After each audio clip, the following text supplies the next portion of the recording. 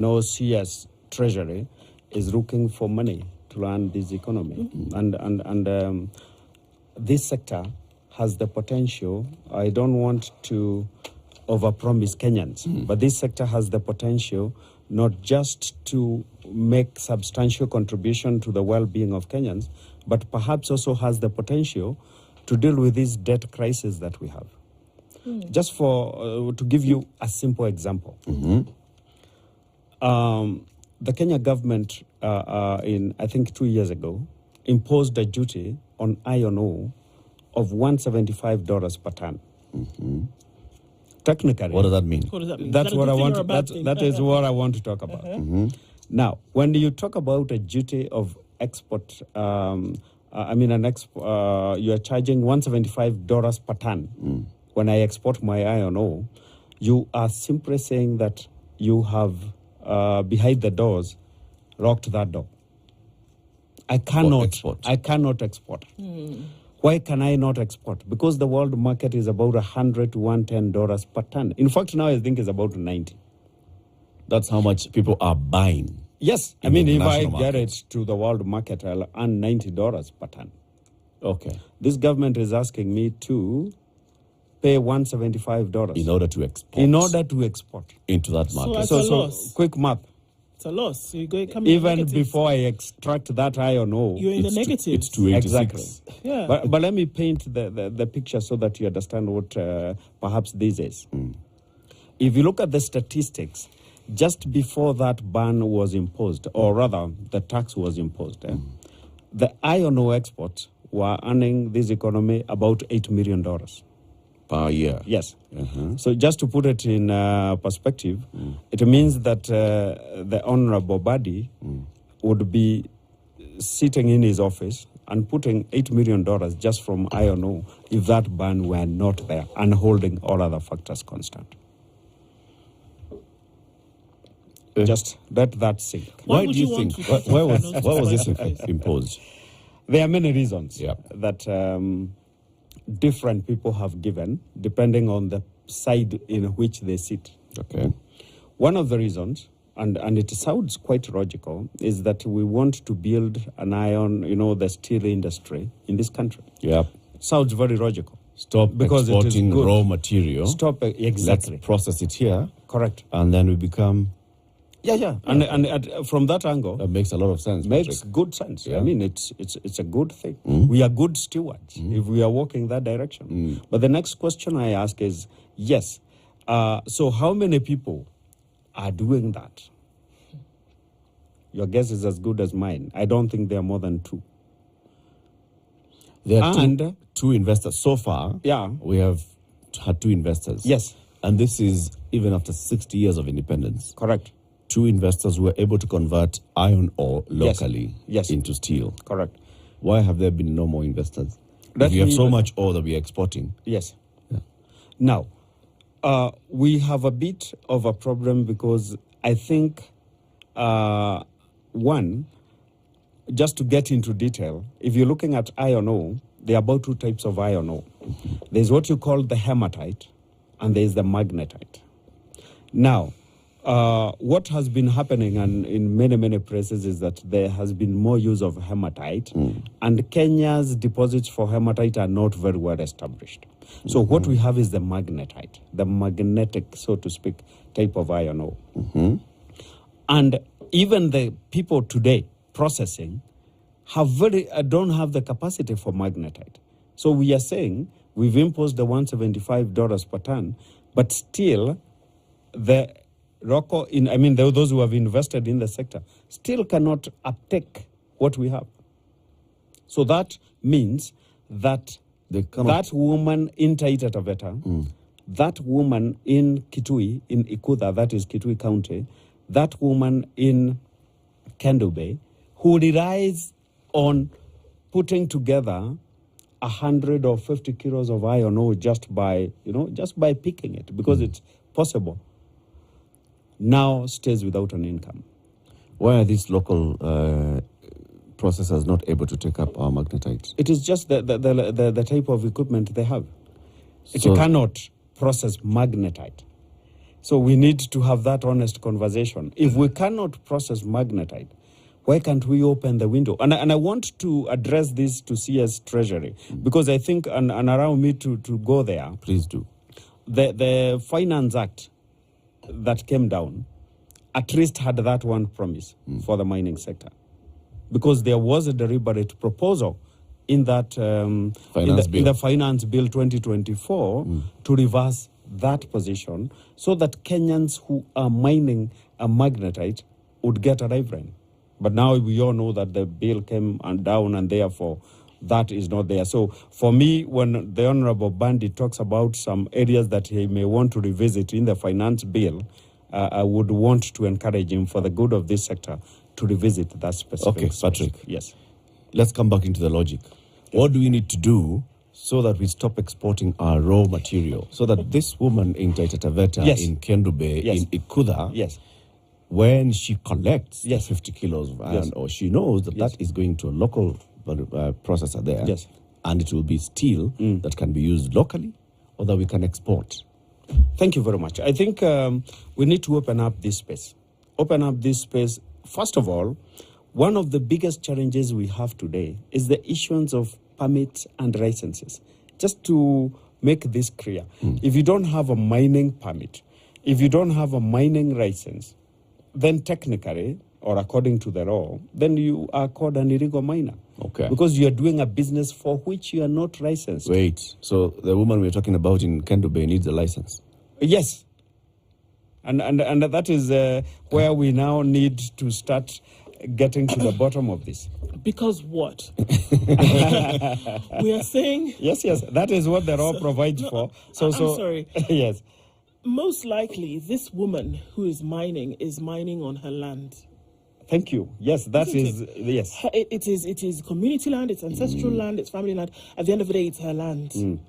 But essentially what we're saying is that the resource that is in this land belongs to the state. Yes. Okay? That's by law. By law. Again, yes. But she still requires a license to mine this thing which is in her land, which she's essentially going to sell to the state anyway.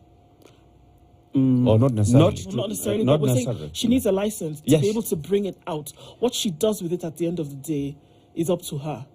But she needs a license to I think be it able makes to sense. withdraw it. If it belongs to the state, then the state ought to know that you're doing this. Yeah. So what's the issue here? Is it that it's difficult to get a license?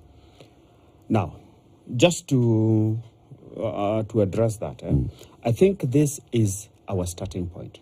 And I want to say here that yesterday we had a meeting with the CS, and we want to believe and trust the pledge and promise he has made to industry, that he is really going to work hard to make sure that we get licenses and that our people get permits so that we can do business. I want you to understand this. You get an order, for example, from a company Y. I don't want to mention the companies here. Then they tell you, give us 100 or 200 tons of iron ore or of bauxite. Bauxite is the ore from which we get aluminium. Now, whether it is iron ore or bauxite, the company giving you the order will insist that you must have your paperwork right. Of course. So if now you are buying from her and she does not have the papers, it means you've lost your business. It is that complicated. Okay. So we are trusting that the Honorable Joho, our minister, will do what he promised, and we trust him. Which is what? To expedite issuance of licenses and permits so that people can do business. So those people who are basically just, mining by hand, those ones need a license. The law is such that those who are mining by hand, let's call them the name the law calls them. Yes. They are called artisanal miners. Artisanal miners. So whether you are an artisanal miner, you are a small-scale miner, you are a medium-scale miner, or a large-scale miner, you must have for permits, they are for artisanal and small-scale. But generally, anybody going from some size of small going to the large scales, you must have a license. Okay. That is the difference. Okay. Now, just to also give credit where it is due, the government has now operationalized a provision that is there in the mining law that talks about having artisanal mining committees at the county level. Okay. So now they are gazetted, and we believe that they will gain traction so that then they can consider the applications at the county level. And we believe that will expedite the process. I just want to go back a little bit because it seems as though there seems to be some work that's happening at cross purposes here. Because of the very same idea of imposing this ban of duty of $175 is to essentially protect the local industry, right? Yeah. Because you're saying, let us promote and protect the local industry. Yes. That's why you're saying, if you're going to export, we're going to make it very expensive for you. But we're going to keep it cheaper if you're keeping the ore or any other mineral, for example, in the country, right? But it's the same government then that makes it very difficult for folks who want to get a license to mine the same thing in the country. How do you explain one to the other? Here's a duty or a levy imposed on this thing so that you can promote local industry, but the very promotion of local industry is vested in the ability of citizens to run the business. How can we? I'm very confused. I hear you, and I understand where you're coming from, because that is something that is a problem to all of us to understand, because you must walk the talk. You know, being how do I want to put it? I really want to be modest, but as policymakers, we must walk the talk. This is a safe space. Yeah, thank you.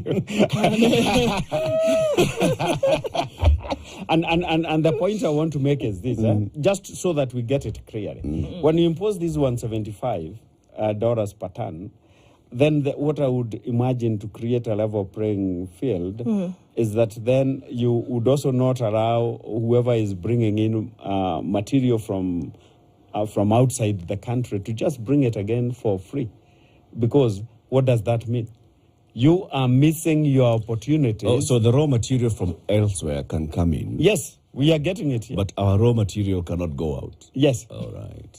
You know, those are the things that I think policymakers and that need seems to make address. sense to somebody somewhere. Makes a lot, and that is why I think we need to engage different departments. And let me say, the Kenya Chamber of Mines is not just engaging the State Department of Mining on this matter, because we know it cuts across other departments. That's why we are reaching out to Treasury. We've had conversations with the State Department of Industrialization, the State Department for Investments. Why? Because we want there to be harmony, and so that the issues we are talking about here can be addressed. So the biggest enemy to this progress is government itself, because there's so many departments that are working in this thing. It's a monolith that's government. To say that stop working in silos, but speak to each other so that you can make it, because the people who impose the licenses, rather people who are giving out these licenses, are not necessarily the folks who are working in the Ministry of Mining and Maritime Affairs and Blue Economy. The people who are working on licenses are working in another department. So here we are saying that if we're looking at the economy at large, then everybody has to plug in at one level or the other, because we know that we can benefit here, you can benefit here, you can benefit here. So this business of working in silos then just does not work. Exactly. And that, for example, let me use the same case of iron ore. It is not just the lady or the woman getting her iron ore in Taita Taveta, Kishusha in Taita Taveta, or Ikuda in Turkana and selling it. Remember, the government itself, let me just even put it as it is, per ton of iron ore, the government ends up with $42 per ton. Per ton. And if there's somebody now, how is this? If the price is about $100 and my government is taking $42, I believe it should be the first one on the table to support that business to keep going. Why do I say it makes $42? It has $8 from the $100 on royalties. We have $10-11 to Kenya Ports Authority. We have about $12 on fuel. You know, because I mean, if I'm moving, I'm going to use trailers and trucks and all that. I mean, from the diesel they consume, there's money flowing to government. So I think we need to have a cohesive conversation where everyone comes to the table so that then we do what is good for country. Let's talk about now the other side. Okay, yes. So from the side of the players in the sector, yes, especially the bigger players, there's a lot of money from government. $8 million, for example, in just this iron ore alone, $8 million in revenues. That means this is hundreds of millions of dollars business. Yes. Is the woman in the Kuda feeling this hundreds of millions of dollars? She is. Are the local artisanal miners actually benefiting from the minerals and from the hard work that they put in this? I would say, first of all, I'll say yes and no. Let me put this matter in perspective. Okay. When we are looking at the large scales operate in a way where they pay royalties for the minerals that they extract. And when you pay royalties, the law is such that 70% will go to the national government. Will find its way. In fact, we pay the entire royalty to the State Department of Mining. 70% of it will find its way to the national treasury. 20% is supposed to find its way to the county government. You know, the county of origin. Okay. Oh, okay. So if I pick my staff, for example, from Migori County, 20% ought to go to Migori County. That's what the law provides for. Yep. Then 10%, now to get closer to your question, goes to the mining community. The community from which that mineral came from. That's the law. That's what the law law says. provides for. Okay. Okay. And I want to say that there is, in the last, I think, 6-7 months, there's been deliberate effort to make that happen.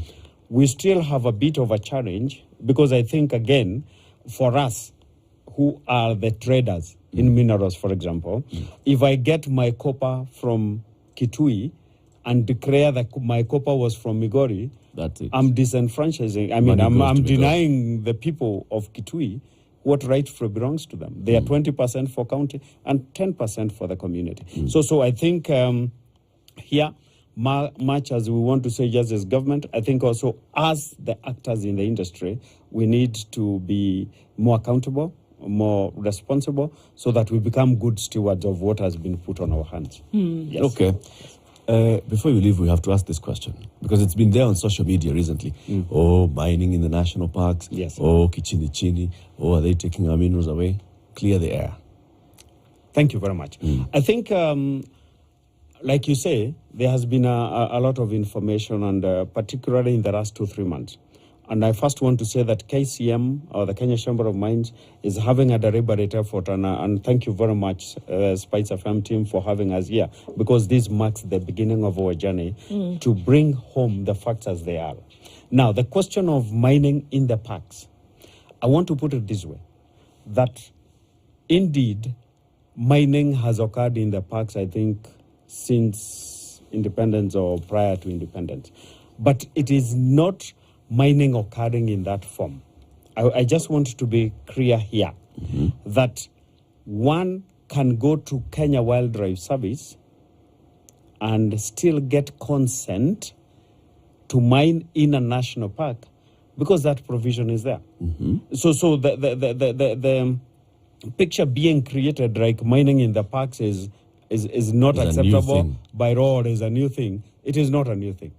In fact, I think if my memory serves me right, how one of the best gemstones in the world, that is the Savorite, the green garnet from Taita Taveta. Yeah. I think we found it way back in, I think, 1967 or something, right in the parks. I mean, so we cannot say that mining in the park is a problem. I think it's a question of how to manage or mitigate the issues of impact on the environment and the coexistence of wildlife with the people that work there. But also, we must say this, that and I think there's a conversation, and His Excellency himself has accepted that Kenyans can access part of the park, and there's a task force that is looking at how to best do this without the human wildlife conflict, or how best to manage this. So it is not